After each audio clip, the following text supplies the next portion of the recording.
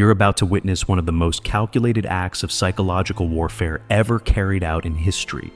For 76 days, they didn't merely imprison Marie Antoinette, they dismantled her humanity one deliberate piece at a time, and the first blow didn't come from chains or threats. It came from an 8-year-old boy. Forget everything you think you know about the guillotine. That blade was mercy. What came before, it was something far darker, because the revolutionaries discovered her one true vulnerability and exploited it with a cruelty that still stains the historical record. This is the story of prisoner 280, and I'm going to show you exactly what they did to her. It's the middle of the night, July 3rd, 1793, inside the Temple prison in Paris. Stone corridors swallow every sound except one. Boots, heavy, purposeful, getting closer. Marie Antoinette is lying beside her 8-year-old son, Louis Charles. Her hand rests on his chest. She hasn't let him out of her sight since they executed his father 6 months ago. Then the door bursts open. 6 guards storm in, their torches shaking, a document held out like a weapon. An official order. They've come for the boy. What happens next echoes through those walls for a full hour. A former queen becomes something primal. A mother fighting for her child with the last shards of strength she has left. She hurls her body at the door. She screams until her voice splinters. She begs them to take her instead. But here's what makes this moment so much more agonizing. This isn't chaos. It isn't impulsive violence. It's precision. Because by now, the revolutionaries had learned something crucial. Marie Antoinette couldn't be broken by hunger or filth or humiliation. But she could be broken by love, and they were about to use her son to crush her long before the guillotine ever touched her neck. Before we descend further into the horrors ahead, you need to understand who Marie Antoinette really was. Because the woman they tortured in 1793 was nothing like the caricature history painted on pamphlets and propaganda posters. She was born Maria Antonia in Vienna in 1755, an Austrian archduchess and the youngest daughter of Empress Maria Theresa. At just 14, she was married off to the future King Louis XVI of France. This wasn't romance, this was geopolitics. France and Austria needed an alliance, and she was the price. The French court despised her immediately. She was Austrian, an enemy. She was young and awkward, unfamiliar with French customs. They mocked her accent, her clothes, even the way she walked. Her own husband ignored her for years. Their marriage wasn't consummated until 7 years in, a humiliation that became gossip across Europe. So she did what any isolated teenager might do in a world built to scrutinize her. She escaped into pleasures she could control, elaborate hairstyles, extravagant gowns, evenings at her private retreat, the Petit Trianon. Meanwhile, the French people were starving. They watched her indulgence from a distance and gave her a name that would haunt her, Madame Deficit. Did she ever say, "Let them eat cake"? No, pure propaganda, but the damage was already done. By the time the revolution erupted in 1789, Marie Antoinette had become the perfect scapegoat. Foreign, privileged, female, and royal. She wasn't the monster they accused her of being. She was simply the easiest target. But here's the detail that matters most. By 1793, she wasn't a carefree queen anymore. She was a mother of 4 who had watched her eldest son die at age 7. She had seen her husband dragged to the guillotine. She had spent months locked in the Temple prison with her remaining children, waiting every day for someone to announce that it was her turn next. She had already lost her crown, her home, her freedom, her country. But the revolutionaries wanted her to understand she still had more to lose. Let me show you the Temple prison, because this place was engineered to break people before they ever reached the guillotine. It was a medieval fortress, damp and suffocating, originally built by the Knights Templar. After Louis XVI was executed in January 1793, Marie Antoinette and her 2 surviving children, 14-year-old Marie Thérèse and 8-year-old Louis Charles, were locked inside a tower. Guards watched them constantly. At first, the family was kept together. Marie Antoinette tried to create some semblance of normalcy. She taught lessons. She prayed with them. At night, when the roar of revolutionary mobs swelled outside, She held her children close and promised them safety she knew she couldn't guarantee. But the guards were always there, staring, taking notes, reporting everything to the Committee of Public Safety. And they noticed something. She could endure anything except harm toward her children. So they began experimenting with psychological torture. First, they restricted her access to the children's rooms so severely she had to beg for permission just to see them. Then they installed additional guards inside their quarters, men who sat in chairs, silent and unblinking, watching every moment of affection, every tear, every whispered prayer. The children weren't allowed to speak German, their mother's native language. They had to use French, ensuring even their most private moments were controlled by the state. Marie Antoinette started to unravel. Her brown hair began turning white, a real medical condition later nicknamed Marie Antoinette syndrome. She grew thin. She developed hemorrhaging she desperately tried to hide from the guards. And yet, she endured it all because she still had her children. The revolutionaries realized they needed to take that from her too. July 3rd, 1793. The night that would define the end of her life. Primary testimony from those present describes what happened with chilling precision. Around 10 p.m., Marie Antoinette had just settled Louis Charles into bed. Her daughter and sister-in-law were in nearby rooms. Then came the sound. Boots on the stairs. The door slammed open. 6 guards marched in with a decree from the Committee of Public Safety. They were there to take the boy away, to re-educate him under the Republic. Marie-Thérèse later wrote about this moment. She said her mother transformed instantly from composed to feral. Marie Antoinette threw herself between the guards and her sleeping son. She clutched him so tightly he woke up screaming. And then she unleashed a sound so raw it didn't belong in a palace or prison. It belonged in the wilderness. "You will not take him.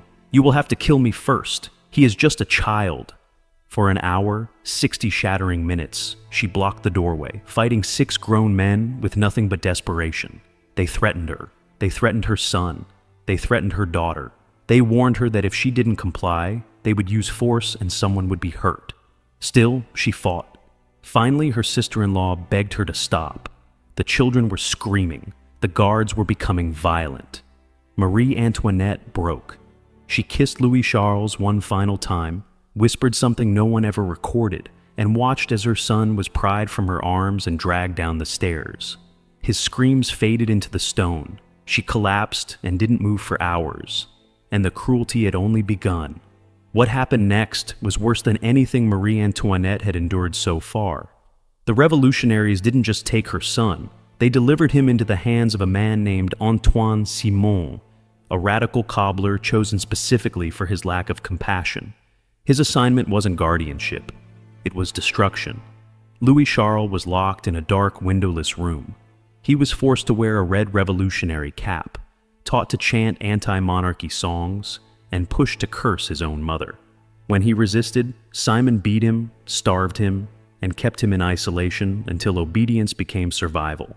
Within weeks, the boy began to repeat whatever they told him.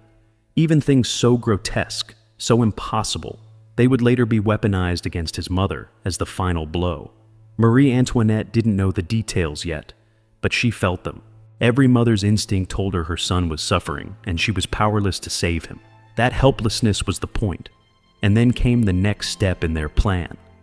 On August 1st, 1793, less than a month after they ripped her son away, Marie Antoinette was jolted awake in the middle of the night. Guards flooded her room at 2 a.m. No explanation, no time to gather herself. Just an abrupt order, she was being transferred. They separated her from her daughter and her sister-in-law. She begged, for the first time in her life, to say goodbye. They refused. The guards dragged her down the stairs where she had last seen her son vanish, shoved her into a carriage, and drove her through the sleeping city toward a place every prisoner feared, the conciergerie. If the temple was a prison, the conciergerie was the waiting room for death, the antechamber to the guillotine.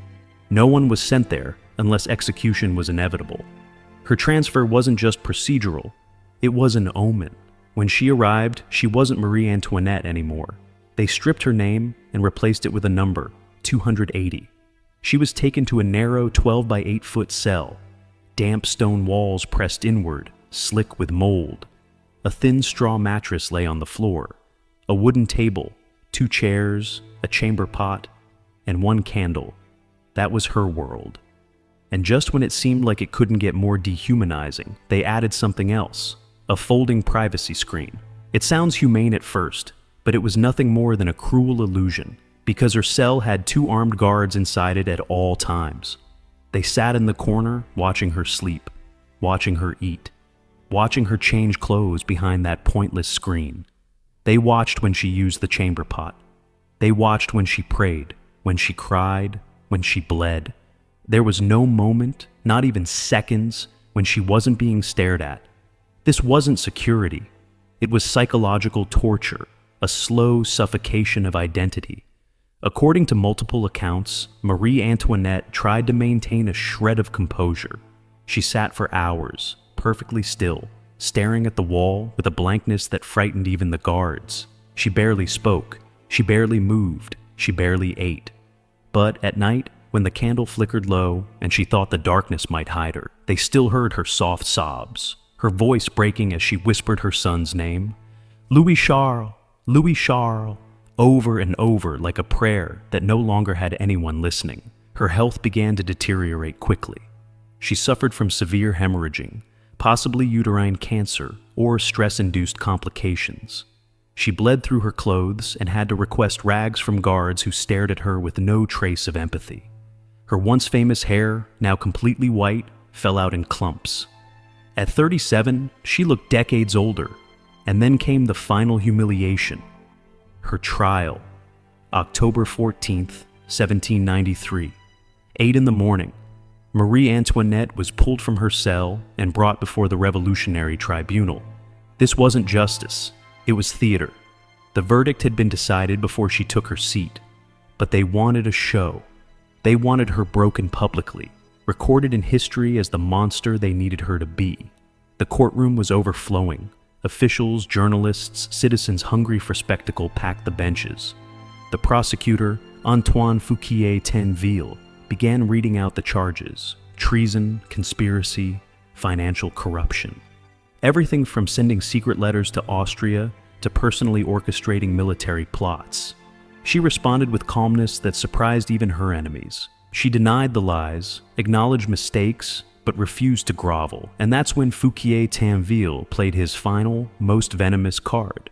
He called a witness, Jacques Hébert, a radical journalist. Hébert stood before the crowd and repeated accusations allegedly made by Louis Charles, Marie Antoinette's 8-year-old son. Testimony the revolutionaries had forced from him. Testimony that claimed his mother committed incest with him. The entire room froze. Even the most hardened revolutionaries felt the air shift. They had come to see a queen fall, but this accusation was something else. Something that scraped against the boundaries of human decency. Marie Antoinette, who had remained steady through every slander, finally broke. She rose slowly, her voice trembling but clear. She didn't speak to the judges, she didn't speak to her accuser. She turned her head toward the women in the room, mothers, daughters, wives, and appealed directly to them. "I appeal to all mothers present," she said. "Is there one among you who would not shudder at such a charge?" Oh, silence. Then murmurs, then tears. Women who had come expecting to cheer her downfall found themselves unable to look at her without seeing their own child in that accusation. She continued, "Nature itself refuses to respond to such an accusation made against a mother. That single moment, those few sentences, pierced the revolutionary narrative more deeply than any political defense ever could have. For an instant, she wasn't a queen, a foreigner, or a symbol. She was simply a mother. But the tribunal didn't care. The machinery of the revolution had already decided her fate. At 4 a.m. on October 16th, after 2 days of ritual humiliation disguised as a trial, Marie Antoinette was found guilty of high treason and crimes against the state. The sentence, death by guillotine. Execution scheduled for later that same day. They allowed her a few hours alone in her cell. For the first time in months, they gave her writing materials, a pen, paper, and ink. She didn't use them to plead or protest. Instead, she wrote to her sister-in-law, Madame Elisabeth, who still remained imprisoned in the temple with her daughter. The letter she wrote is one of the most heartbreaking documents in history. "It is to you, sister, that I write for the last time. I have just been condemned, not to a shameful death, that is for criminals, but to rejoin your brother, innocent like him." She wrote calmly, with dignity. She asked Elizabeth to care for her children. She begged her son never to seek vengeance. She poured out every last thought she had. 4 pages of love, sorrow, forgiveness. She signed it simply, Marie Antoinette. And then came the cruelest twist. Her letter was never delivered. The guards confiscated it, locked it away. Madame Elizabeth never read it. Her daughter never saw it. It resurfaced only decades later, long after everyone Marie Antoinette loved was gone. Her last words to her family vanished into silence. October 16th, 1793, 11 in the morning. A guard pushed open the cell door and told her to prepare. From this moment on, every step was designed not just to lead her to death, but to humiliate her on the way there. First came the clothing. She was still wearing the simple black mourning dress she had kept since her husband's execution. The guards told her to remove it and put on a plain white chemise, the cheap, thin garment worn by the condemned.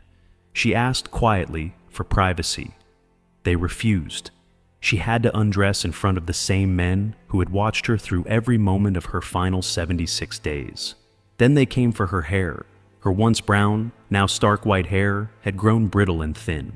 The executioner's assistant roughly grabbed it and hacked it off with dull shears. No care, no ceremony, just chunks falling to the floor. Cutting the hair wasn't only practical, it was symbolic. It stripped her last trace of identity. Finally came the ropes. Her hands were tied behind her back with coarse hemp so tight it cut into her wrists. She winced and murmured, "You did not bind my husband's hands like this." The guard didn't respond. Moments later, they led her out into the blinding daylight.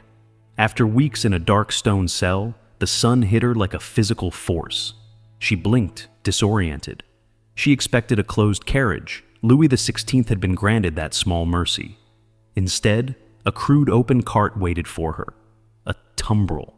The kind used for transporting animal carcasses. They forced her to climb inside, bound and exposed. The cart jerked forward and rolled into the streets of Paris.